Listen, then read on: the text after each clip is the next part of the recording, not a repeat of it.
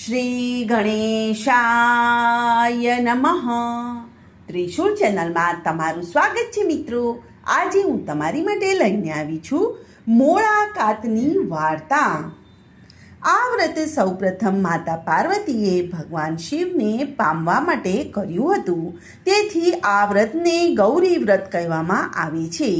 આ વ્રત અષાઢ મહિનામાં સુદ એકાદશીથી લઈને પૂનમ સુધી કરવાનું હોય છે. 5 દિવસ મોળું ખાવાનું ખાઈને વ્રત કરવાનું હોય છે. આ વ્રત કુંવારિકાઓ કરે છે. 5મા દિવસે જાગરણ કરવાનું હોય છે. અષાઢી 11સે વ્રત કરતી નાની નાની કુંવારિકાઓ નવા નવા વસ્ત્રો પહેરીને રમે છે, નાચે છે અને કૂદે છે અને ગોરમાના ગીત ગાય છે અને આનંદ આનંદ છવાઈ જાય છે.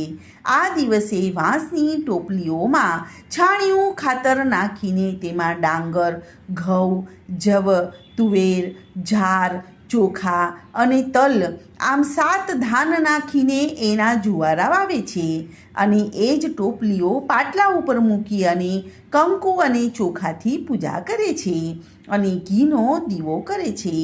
આ પ્રમાણે રોજ સવારે નાહી ધોઈ અને જુવારાની વિધિપૂર્વક પૂજા કરવી. અબીલ, ગુલાલ, કંકુ, ચોખા અને નાગલાથી પૂજા કરવાની અને ઝારના સાંઠાથી ખેતર ખેડે છે અને 11સથી લઈને પૂનમ સુધી એમ 5 દિવસ સુધી પૂજા કરે છે.